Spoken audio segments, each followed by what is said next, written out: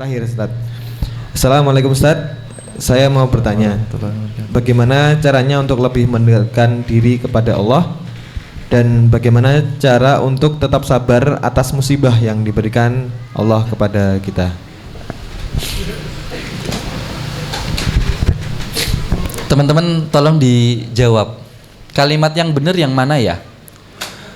Don't worry, be happy, atau be happy, don't worry? Yang biasanya teman-teman sering dengar, don't worry, be happy, atau be happy, don't worry? Don't worry, be happy.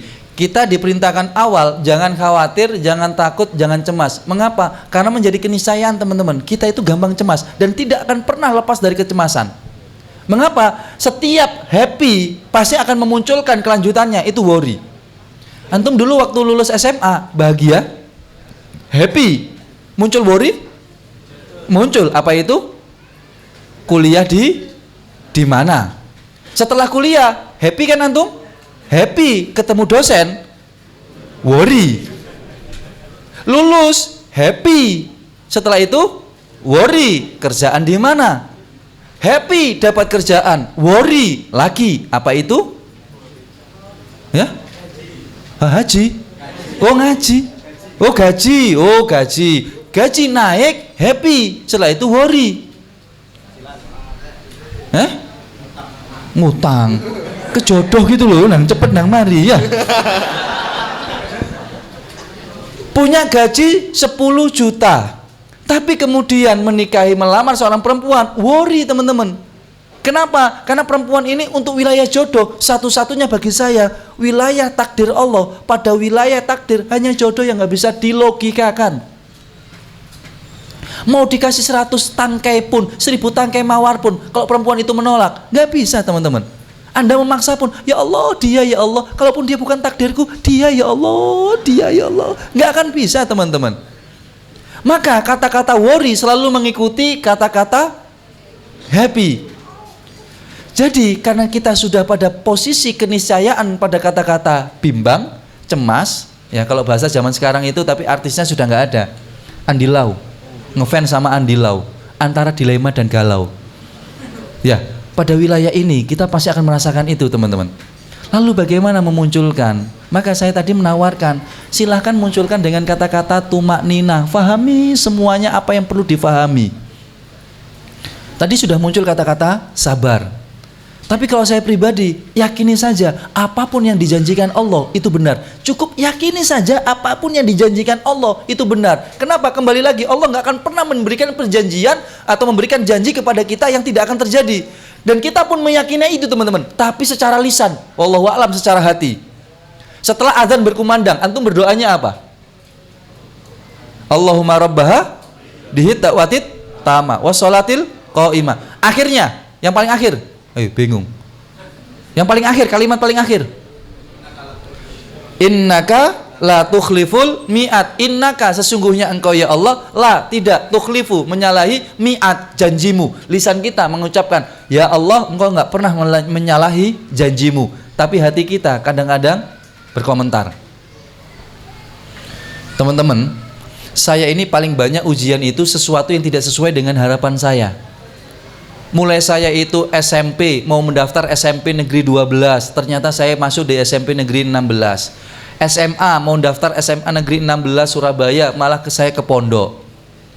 S1, saya daftar ITS, arsitektur, ditolak sama ITS. Akhirnya saya ke Al-Azhar University di Kairo, bukan keinginan saya ke Al-Azhar. S2 saya diterima di Universitas Kebangsaan Malaysia jurusan hubungan internasional, sudah keterima teman-teman. Tapi sama orang tua diminta pulang ke Surabaya, akhirnya ke Unmu Surabaya. S3 saya yang tadi itu juga saya kisahkan. Semuanya yang saya inginkan nggak terkabulkan teman-teman. Tapi akhirnya saya merasakan sampai detik ini, apapun kalaupun saya tidak pernah merasakan, pasti saya itu meyakini pasti akan ada. Kenapa? Saya sudah merasakan sendiri. Saya merasakan sendiri janjinya Allah itu seperti apa. Angka cantik teman-teman. Istilahnya itu di Boeing. Pesawat Boeing tahu berapa? 737. Selain itu 747. Wis pokoknya ono 777 gitu ya. Surat ke-77 ayat yang ke-7. Titik saja di situ teman-teman. Kalau mau kita breakdown ayat ini menarik. Tapi cuma saya sampaikan innama tu'aduna lawaki 777 triple 7 surat ke-77 Al-Mursalat ayat yang ke-7. Innama tu'aduna lawaki, inna sesungguhnya, ma itu penafian, dalam bahasa mudahnya innama itu artinya adalah penegasan kepada apapun yang kita sampaikan. Tu'aduna yang dijanjikan Allah lawaki benar-benar terjadi teman-teman. Maka tadi kata-kata akhwat tadi itu atau penanya ada kata-kata sabar di situ sambil menunggu. Innama tu'aduna lawaki, ibaratnya itu innama tu'aduna itu gini, tidak ada minuman yang paling enak kecuali ini. Tidak ada minuman yang paling enak kecuali ini. Beda dengan kalimat ini. Ini minuman enak. Kira-kira lebih tegasan yang mana, Mas? Pertama apa yang kedua? Pertama, tidak ada minuman yang paling enak kecuali ini. Itu kata-kata innama tu'aduna lawaki. Tinggal menikmati apa-apa yang sudah pernah kita rasakan. Maka kata-kata ketika kita ini menjadi keniscayaan, kata worry akan mengikuti kata-kata happy, teman-teman. Karena kita ini sudah pasti akan mengalami worry, maka munculkan kata tumakninah, pelajari semua pemahaman-pemahaman agama yang perlu kita fahami, kemudian dipraktekkan dalam sebuah kata-kata sakinah. Kalaupun punya masalah, maka kemudian munculkan kata-kata ketenangan. Maka teman-teman, saya tutup di slide ini. Jika teman-teman mau memahaminya, teman-teman, Masya Allah. Kalimat tanya, silakan dijawab teman-teman. Silakan dijawab. A, B. Suka diuji dengan ujian yang mana? A, ujian yang kita mengetahui kalau itu ujian. B, ujian yang kita tidak tahu kalau itu ujian. Teman-teman suka jawab yang mana? A atau B? Yang mana teman-teman? Oh kan, macam-macam ya, nggak apa-apa. Ikhtilaf ya, biasa ya. Perbedaan pendapat itu nggak ada masalah dalam Islam ya. Ada A, ada B. Izin saya memberikan sebuah analogi. Di sini ada murid saya. Di sini ada murid saya. Dulu waktu saya masih menjadi guru SMA, istirahat teman-teman, istirahat pelajaran, istirahat 15 menit, jam 9 waktu itu sampai 9.15. 9.15 sampai 9.30. Saya manggil murid saya. Saya kasih soal. 5 soal.